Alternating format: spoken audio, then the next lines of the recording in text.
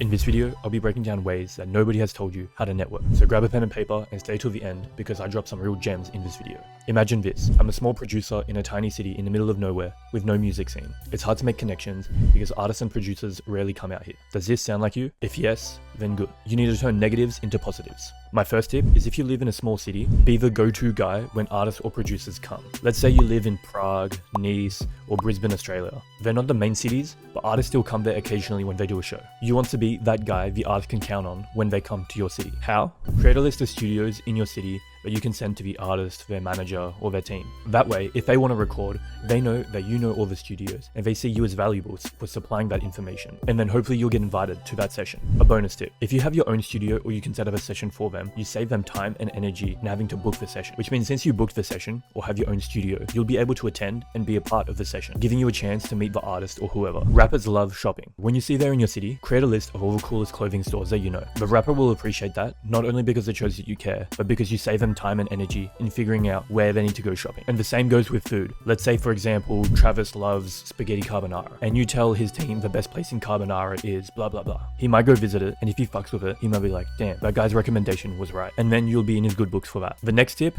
which kind of relates to my previous point, is to network with the DJ. Who do you think will be easier to reach? An artist with 500k followers or his DJ with only 3k followers? The DJ is pretty much going to be with the artist the whole time. So whatever recommendations you give the DJ, he will probably pass on to the artist. If you see an artist coming to your city in the next 6 months, start building a relationship with his DJ. So then when they do come to your city, they know who you are and they know that you live there. And who knows, you might even get free tickets to the show or be able to meet the artist directly. For example, I became cool with this big artist producer. And then when he did come to Sydney, I took him out, I showed him a good time, we had fun. And then the next day he invited me to the artist show. I know it's not the DJ, but same shit. Which leads me into my next point, which is to show them a good time and be hospitable. This kind of only works with smaller artists or people around the artist. But take them out, have a couple drinks, show them around your city, be super hospitable. Another personal example is a UK artist recently came to Sydney. We got connected and we invited them to a strip club where we were DJing at. We all had a good time and then we took him out again the next week. I feel like this builds a strong relationship rather than just being a studio junkie and just trying to get in work. Obviously work is good, but maybe they feel like exploring your city and experiencing something new. Another tip is to attend the after party. Most of the time when an artist does a concert or festival, they'll usually have an after party, maybe at a club or something like that. And where do you think it would be easier to reach an artist? A concert with 50,000 people or their after party with only 400 people? And if you implement the tips that I've mentioned previously in this video and you build a connection with either the artist or their team before, maybe they'll invite you backstage or get you closer to the artist at the after party. Let me tell you a quick story. The UK rapper Abra was in Sydney for a show. I attended the after party, and since the venue was smaller and more intimate, I got to meet Abra directly and ended up getting his phone number.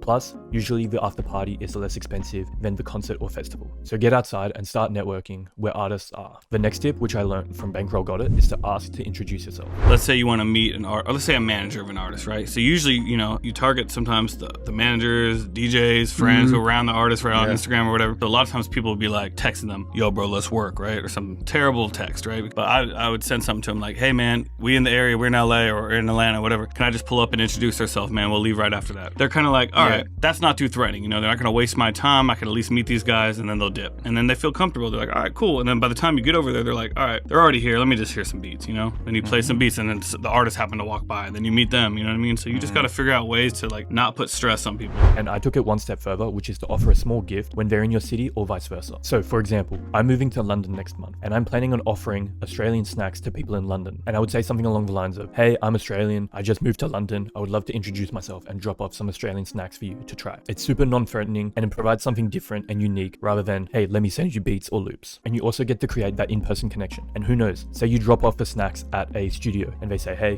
while you're here, you might as well come in and play some music. And boom, you're in the studio with them. And the last tip, which I learned from Nick Dean, is that he knows someone that makes cool jackets in the city that he's from. He also knew that Boy Wonder was into fashion. He hit up the designer of the jackets and said he could get his jackets to Boy Wonder. The designer agreed. Nick then messaged Boy Wonder saying, I've got some crazy jackets for you. Boy Wonder ended up responding and getting a jacket from the designer and Nick. And that's how they formed their relationship. In your case, if you know any fire fashion designers in your city, send a DM to the artist saying that you have some fire pieces for them. Obviously work something out with the designer to make sure it's a win-win situation for everyone. And this can work with anything: clothes, custom shoes, art, etc. You see this all the time on YouTube with people making videos like, I made custom shoes for Dana White or Joe Rogan. If it works for them, why can't it work for you? Building relationships takes time and effort, but by using these strategies, you'll be able to create a deeper relationship rather than just being another number or text on a screen. And if you like these strategies, I have a mini producer networking guide which goes over more tips and tricks, message templates that you can use, and more. It'll be the first link in the description, so go get that now. Peace.